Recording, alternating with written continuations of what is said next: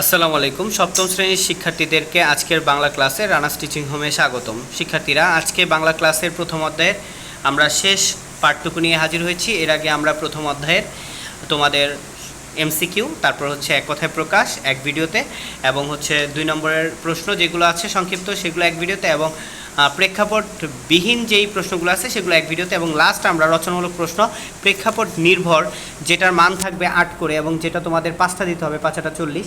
প্রথম অধ্যায়ের উপর যেই ধরনের প্রেক্ষাপট নির্ভর প্রশ্ন আসতে পারে তার কিছু নমুনা আজকে আমরা ক্লাসে শিখব। যারা যারা চ্যানেলটিতে নতুন এসেছো অবশ্যই চ্যানেলটিকে সাবস্ক্রাইব করে পাশে থাকা বেল আইকনটি বাজিয়ে দাও, এবং ক্লাস 7 থেকে শুরু করে 6 থেকে শুরু করে 9-এর প্রত্যেকটি প্লেলিস্টে চেক করো। আমরা বার্ষিক পরীক্ষার সাজেশন কিন্তু দিয়ে দিচ্ছি। শিক্ষার্থীরা, এখন আমরা এই প্রেক্ষাপট নির্ভর প্রশ্নগুলো আমরা শিখব। আমরা প্রথমে প্রেক্ষাপট নির্ভর 1 নম্বর প্রশ্নটা আমরা দেখব।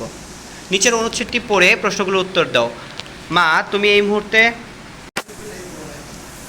তুমি এই মুহূর্তে আমাকে দেখলে চিনতে পারবে না। বিশাল বাবরি চুল, মুখ ভর্তি দাড়ি গোঁফ। যদিও আমি নিজের চেহারাটা বহুদিন দেখি না, কারণ এখানে কোনো আয়না নেই।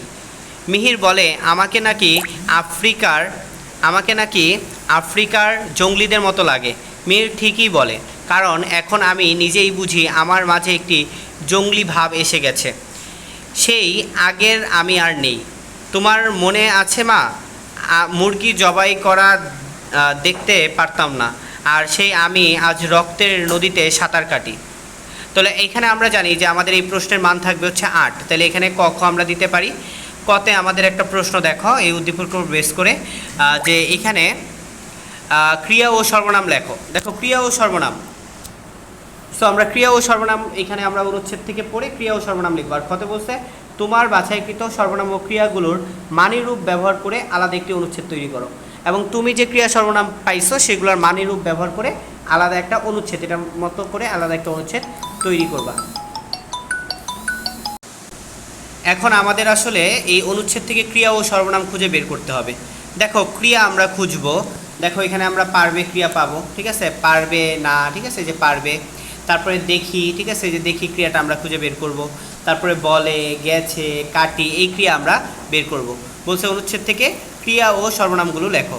তারপরে সর্বনামে আছে তুমি। দেখো এখানে আমরা তুমি পাচ্ছি সর্বনামে, ঠিক আছে, তুমি পাচ্ছি, আমাকে বলছে আমি পাচ্ছি, যেমন আমি পাচ্ছি, ঠিক আছে, এরকম তোমরা পাচ্ছি, এই সর্বনামগুলো আমরা এখানে পাচ্ছি। এই প্যাসেজে যেই সর্বনামগুলো আছে সেই সর্বনামগুলো আমরা এখানে খুঁজে লিখব, এবং যে ক্রিয়াগুলো এই প্যাসেজে আছে সেগুলো খুঁজে লিখবো। আমার মনের মতো লিখলে হবে না।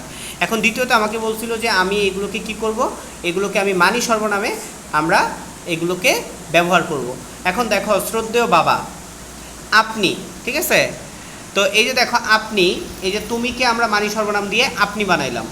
তাহলে আপনি গত সপ্তাহে একটি চিঠি পাঠিয়েছেন। দেখো এই জায়গায় আমরা পাঠিয়েছেন দিলাম, ঠিক আছে। তারপরে দেখো সেখানে আপনি আমার পড়াশোনার, দেখো সেখানে আপনি লিখলাম, আপনি আমার পড়াশোনা সম্পর্কে জানতে চেয়েছেন। কেউ আসছে?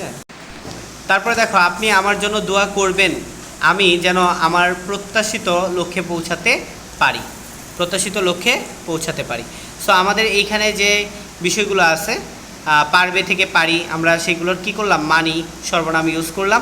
আসলে ক্রিয়ার তো আমাদের সর্বনামের যখন আমি মানি ইউজ করব তখন ক্রিয়া কিন্তু অটোমেটিকলি তার রূপ নিয়ে নিবে, ঠিক আছে, ক্রিয়াগুলো মানি সর্বনাম অটোমেটিকলি রূপ নিয়ে নিবে। এবার দেখো তার মানে আমরা বুঝতে পারলাম যে এই ধরনের প্রশ্ন আমাদের আসতে পারে।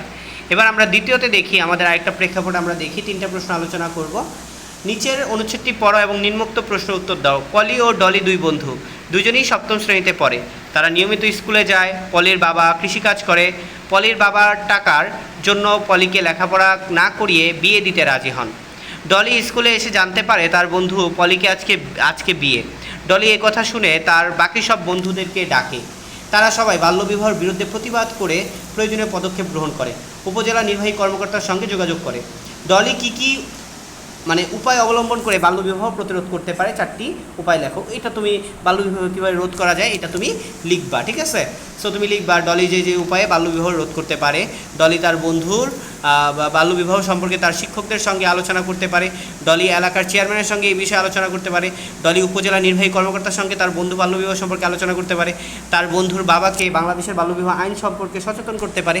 তো এই উপায়গুলোতে সুন্দর করে এভাবে পয়েন্ট করে লিখবা। উপজেলা নির্বাহী কর্মকর্তার সঙ্গে যোগাযোগ করে ডলি কিভাবে সফল হতে পারে বিশ্লেষণ করো। সো এখানে আমরা এইভাবে লিখবো যে উপজেলা নির্বাহী কর্মকর্তার সাথে যোগাযোগ করে ডলি যেভাবে সফল হতে পারে। ডলি তার বন্ধুর বাল্যবিবাহ প্রতিরোধ করতে উপজেলা নির্বাহী কর্মকর্তার সাথে যোগাযোগ করে সফল হতে পারে, কেননা উপজেলা নির্বাহী কর্মকর্তা এই বিষয়ে বাংলাদেশের প্রণীত আইন সম্পর্কে সবাইকে সচেতন করবে। এটি একটি অপরাধ, বাংলাদেশে আইনের এর জন্য শাস্তির বিধান সম্পর্কে তিনি সবাইকে সচেতন করবেন। তিনি বাল্যবিবাহের বিভিন্ন ক্ষতিকারক দিকগুলো উল্লেখ করে বাল্যবিবাহ রোধ করলে সমাজে যে ধরনের শাস্তি, বাল্যবিবাহ রোধ করলে সমাজের যে ধরনের শান্তি প্রতিষ্ঠা হবে সে বিষয়ে ডলির বন্ধুর বা পরিবারের সবাইকে সচেতন করবে। তার মূল্যবান পরামর্শে বাল্যবিবাহের বিরুদ্ধে মানুষ সচেতন হবে। তাই বলা যায় ডলি উপজেলা নির্বাহী কর্মকর্তার সাথে যোগাযোগ করে তার বন্ধুর বাল্যবিবাহ প্রতিরোধ করতে পারে। সো আরেকটা আছে, দেখো এখানে চিত্রটি লক্ষ্য করো।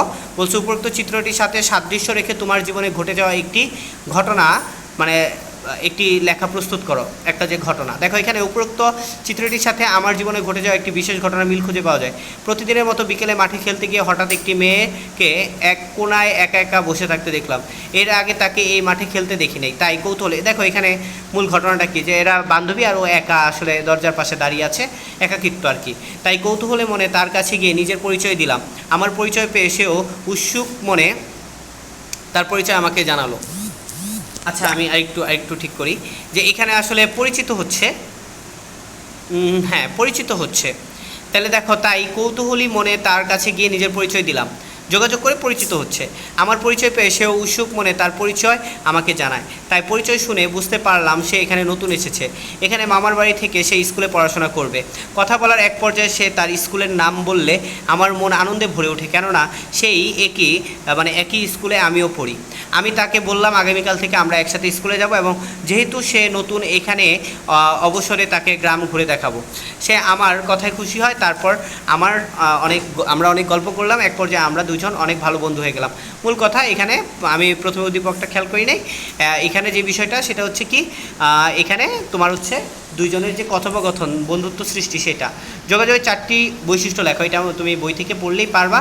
মৌখিক যোগাযোগের বৈশিষ্ট্য লিখবা 2টি, লৈখিক যোগাযোগের বৈশিষ্ট্য লিখবা 2টি, 4টি হয়ে যাবে। যেগুলো আমরা আমাদের যেই আগের যে সাজেশনটা আছে, প্রেক্ষাপটবিহীন প্রশ্নের সাজেশনে আমরা এগুলো দিয়েছিলাম, সেখান থেকে তুমি লিখতে পারো। মূলত এইভাবে তোমাদের প্রেক্ষাপট দিয়ে প্রশ্ন তৈরি করবে, এবং এইভাবে তোমরা কমন পেতে পারো, একটু ধারণা নিয়ে নিতে পারো। আজকের মতো আল্লাহ হাফেজ, সবাই ভালো থাকো, সুস্থ থাকো। ফার্স্ট চ্যাপ্টার পুরোটা কমপ্লিট করলাম। প্লেলিস্ট চেক করতে থাকো, সব সাজেশন পাবা ইনশাল্লাহ।